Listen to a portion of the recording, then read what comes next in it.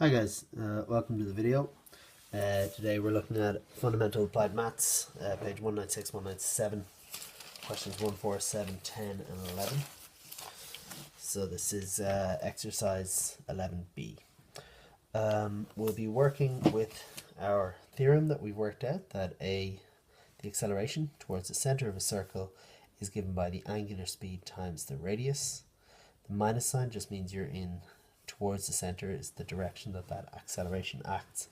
And we'll probably be ignoring that quite often today. So just acceleration, the magnitude of the acceleration maybe, is omega squared r. We're also going to use this idea that, well, we'll derive it quickly. If you have the length of an arc there, by our definition of the radian, it's given by the radius multiplied by the size of that angle in radians. So dividing both sides by time, you get length divided by time, distance over time, that's velocity, radius over time, r theta over time. Well, that's velocity, and angle over time is what we've called angular velocity. Okay, so we're going to be using v is equal to r omega, or omega is equal to v over r, which are equivalent statements there.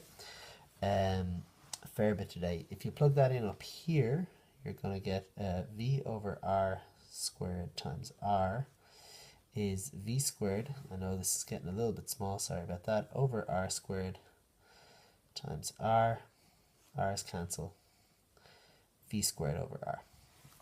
Okay, so we're going to be using both of those versions of our acceleration formula today. And lastly, we're also going to use the fact that, well, F equals ma is Newton's second law. I'll do this over here. And if our acceleration is in a circle, then the acceleration is omega squared r, or it's mass times acceleration, where the other version of acceleration is velocity squared, linear velocity over r. So we're going to use these equations quite a lot today. The first question we're going to look at here is question 1. It says a piece of light inextensible string is 2 meters long. One end is fixed to a point on a smooth horizontal table. The other is tied to a particle of mass 8 kilograms which moves in a circle on the table. If the speed of the particle is 5 meters per second, find the tension in the string. So here's our bird's eye view. We're looking down on the table. There's the center of our circle where the string is pinned down. You've got an 8 kilogram mass swinging around that circle at a speed of 5 meters per second. So they've asked for the tension in the string. Okay, so I'm going to try and do my forces in red today.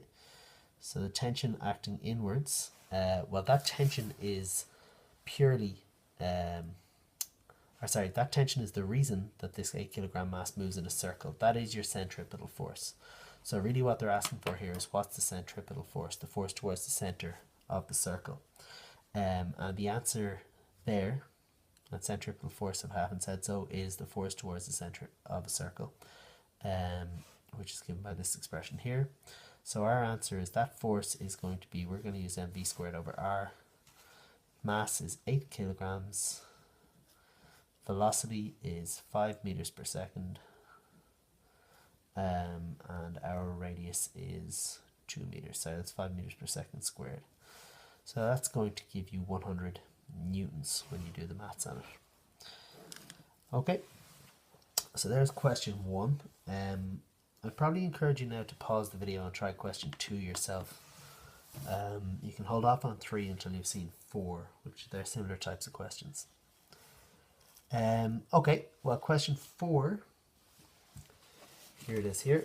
A light inextensible string of length 5 root 2 meters is attached at one end to a fixed point P, which is 5 meters above a smooth horizontal table. The other end is attached to a particle of mass 10 kilograms, which moves in a circle on the table with constant angular speed 1 radian per second. Find the angle which the string makes to the table, the tension in the string, and the reaction at the table. So here's our string of length 5 root 2. We're 5 meters above the table. So just over here I've redrawn that triangle. 5 root 2, and if you're so inclined, Pythagoras will tell you, if you don't recognize the triangle, that this is going to be 5 as well. So it's 5 root 2 squared minus 5 squared. Okay, so that's because this is an isosceles triangle. Or sorry, that tells us it's isosceles, so we know that theta is 45 degrees. Or maybe the more usual way we go about doing that might be something like theta is the inverse sine of 5 over 5 root 2. Okay, which is 45 degrees. So whatever way you do it, that's what you get. Okay, so the first part of the question said find the angle. Well, we'll say that's done. Tension in the string is going to be a little bit more work. So we want to know what is the tension. It's acting upwards, and it has a component that acts inwards. That's our centripetal force, and a component that acts upwards. Okay, but we also have, because this is on a table, we've got the weight of the particle for one thing. Now we're told in the question that the particle is 10 kg, so that turns out to be 10 g is the weight of the particle, so 98 newtons. And you have a reacting force at the table as well. Okay, so this is T. I apologize, that's not what that is. This is the upward component of T, which if we call that angle there theta, and we know it's 45, so I can say it's 45. This is our opposite side, so that's going to be T sine 45, or root 2t over 2. This component here of the tension is going to be T cos 45, which is root 2t over 2 as well. Okay, so again, because it's an isosceles triangle, you'd expect those two to be the same. I realize my diagram is not off, but you don't always know at the start of these questions what the angle is going to be. So find the tension in the string. So the way we're going to do that is we're going to look at the forces. Well, we're going to create two equations of motion. There's the first one that says forces up equal forces down. Well, our upward forces are this force here, the upward component of the tension. That's going to be T root 2 over 2 plus our reacting force R, and that's going to equal our force down, which is the weight. Okay, so there's our first equation of motion. Our second equation of motion is going to be that the inward forces here are what cause it to move in a circle. They are your centripetal forces. So we can say that this force here, your inwards force, root 2t over 2 is equal to mv squared over r, or possibly m omega squared. That's your centripetal force. So what are they asking us for? The tension in the string. They've given us an angular speed in this question of 1 radian per second. So we'll work with a formula that has angular speed in it. So m omega squared r is going to be 10 kilograms times 1 radian per second. I'm just going to say r per s squared times the radius of our circle, which is this distance here, and we work that out over here as 5 meters. Okay, so we get root 2 t over 2 equals 50. Okay, multiply through. T is going to be 100 when you multiply through by 2 over root 2. You divide, which is the same as 50 root 2. Okay, if you're not sure how to get there, multiply top and bottom by root 2, and then 2 comes out of that, and you can divide it into 100. So there's our tension. And the last thing they've asked for is the reaction at the table. Now, hopefully I've given out to most of you about trying to squeeze questions in down the bottom, so I'm going to try and avoid that. I'm just going to work up the top here. So the reaction at the table is what we want. We know the tension now. So this equation here, T root 2 over 2 plus the reaction at the table is 10G, can now become, well, that's 50 root 2 for T. So that's 50 root 2 over 2 plus the reaction is, and that's 98 newtons. So root 2 by root 2 is 2, so that's 100 divided by 2. That's going to come out as 50, plus R is 98, and our reaction at the table is 48 newtons. Okay, so there's question 4. Again, if you want to pause the video, give some of the questions a rounder to go. Question 3, question 5. Question 6 talks about a conical pendulum. Now, a conical pendulum is just exactly what we're looking at here. Okay, it's something that's swinging around, so the shape it kind of makes as the string moves around is a cone. It's just that there's no table underneath, so the weight is acting, but there's no reacting force. I'm going to move on to question 7. And I have, this page here, started that diagram already. So a marble of mass 10 kilograms is describing a horizontal circle on the smooth inside surface of a sphere. The radius of the sphere is 1.3 meters and the center of the circle of motion is 0.5 meters below the center of the sphere. Find the radius of the circle of motion, the normal reaction between the marble and the sphere, and the constant angular velocity omega of the marble. So here's what we're looking at. Okay, we've got a sphere. You can imagine a big hollow ball with a marble inside it, and it's rotating around. So somebody set it moving and it's performing the motion of a circle here. It's half a meter below the center of the sphere, and the radius of the sphere is 1.3 meters. So I can redraw that triangle out here. That's 0.5. That's 1.3. If you recognize this as our 12, 13, 5 triangle, you can just put a 1.2 in there. If you don't, you can just say it's 1.2. It's the square root of 1.3 squared minus 0.5 squared. And that's going to be 1.2. So find the radius of the circle of motion. There we are. That's part 1. Done. Part 2, find the normal reaction between the marble and the sphere. So let's have a look at what's going on here in terms of forces.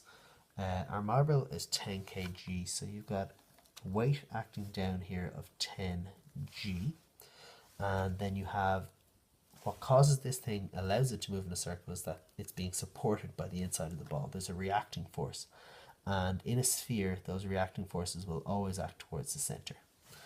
Okay, so we have a reacting force acting in towards the center, which means this part here, the perpendicular component, that's going to be r cos theta, where this angle here is theta, and theta here, you can see the cos is going to be 1.2 adjacent over hypotenuse, 1.2 over 1.3, and the upward force, the upward component of that force, is going to be r sine theta, and we've got that here as well. So find the normal reaction between the marble. Excuse me. So let's have a look. The forces up equal forces down. That'll become one of our standard ways of getting our equations of motion. Our force up is going to be r sine theta. So we can say r sine theta equals our force down is 10g. So our sine theta we know from up here, opposite over hypotenuse, that's 5 over 13, 0.5 over 1.3, which is 5 over 13 equals 98. And just multiplying through there, r equals 98 multiplied by 13 over 5. That is going to give us a reacting force of 98 multiplied by 13 divided by 5, which is 254.8 newtons. The last part, find the constant angular velocity of the marble. Now we've only used one of our equations of motion here, so let's use our second one, which is that the forces in are equal to centripetal forces. Okay, that the inward force r cos theta, the inward component of that reaction, is our centripetal force. So we get r cos theta, and we want the angular velocity, so we'll work with m omega squared r for our centripetal force. Well, our r here is 254.8 newtons. Multiplied by cos theta is adjacent over hypotenuse. I'm just going to call that 12 over 13 instead of 1.2 over 1.3. And that equals, our mass is 10 omega squared is what we want, and our radius is the 1.2 that we worked out at the start of the question. So let's see, how can we tidy that up? Let's move everything over. 254.8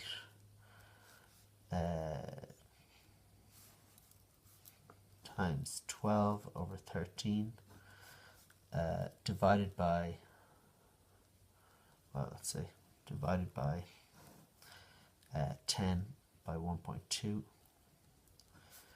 is omega squared.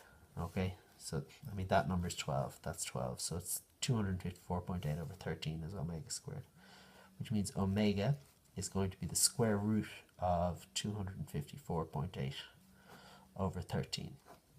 Okay, so we'll divide that by 13 and take the square root of our answer, and we get 4.427 angular speed, so that's going to be radians per second.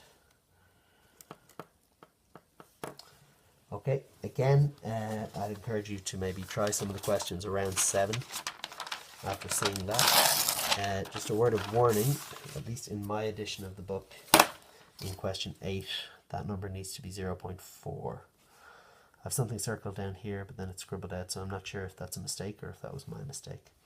I'm moving on to question 10. Question 10. Okay, so question 10 says a particle of mass m is connected by means of a light inextensible string of length L meters to a fixed point O. It's described in this diagram up here. The particle is describing a horizontal circle with angular speed omega radians per second. The center of the circle is distance h beneath O. Draw a clear diagram showing all the forces. And then actually part 2, write down the equations of motion. So we'll do that to start with. They've marked unusually O up at the top. Sorry, they've marked the angle relative to the top. So we'll work with their notation. They've called this up here theta. There's mass m, and that's h. Okay, so here's the circle that we're moving in. Okay, the forces acting are tension, which means there's an inward component. That's going to be, now because we've changed our angle, our inward component is going to be t sine theta, and our upwards component is going to be t cos theta, and we are going to have weight, which is mg. So there's part 1, show your forces. Part 2, equations of motion. Well, force up equals force down is going to give us t cos theta equals mg. And then we're also going to have that force inwards is our centripetal force. And that is going to be that the inward force is t sine theta. Now our centripetal force, I can see in part 3 they're going to ask us for something with angular velocity, so I'm going to work with the angular velocity version, which is m omega squared r. Okay, part 3 asks us to prove that h is g over omega squared. So we're going to have to get something with h in it. So if you see sine or cos of theta here has a h in it, we're going to have to change our sines and cos theta. So let's look at our triangle again. We were given the triangle of height h, a right angle here. We've got a radius, and I think they call the string length L. Okay, so when we talk about sine theta, we can say sine theta is r over L. And when we talk about cos theta, that's the adjacent over hypotenuse, that's h over L. So our equations of motion, this equation, sorry, let me start up here. T cos theta mg is going to become T times h over L equals mg. And our second equation, T sine theta equals m omega squared r, is going to become T r over L equals m omega squared r. Straight away, radius cancels both sides of that equation, which is good. And if we look here, we've got T over L, and here we have T over L as well. So let's rewrite that as T over L is mg over h, and here we have T over L is m omega squared. So they're the same thing, they're both tension divided by length, so that means mg over h is equal to m omega squared. Mass cancels, and we get that omega squared is g over h, which is almost what they asked us for. Just rejig that. Omega squared h is g, and h is g over omega squared. Okay, the last part of that question says, if the horizontal circle must remain at least 0.25 meters below O, calculate correct to one place of decimals the maximum value of omega. Okay, so the horizontal circle must remain. So we've no table or anything like that, but you can imagine the faster you spin this, the higher the whole thing is going to raise. Okay, so we want it to be at least quarter of a meter, 0.25 meters below O, so we need h to be at least 0.25. So we'd say 0.25 has to equal g over omega squared. Probably more useful to go back to this that we had earlier. Omega squared has to be g over 0.25, 9.8 over 0.25, and then omega is the square root of that. So 9.8 divided by 2.5 is that, 9.8 divided by 0.25 is 39.2. Square root of my answer is 6.26.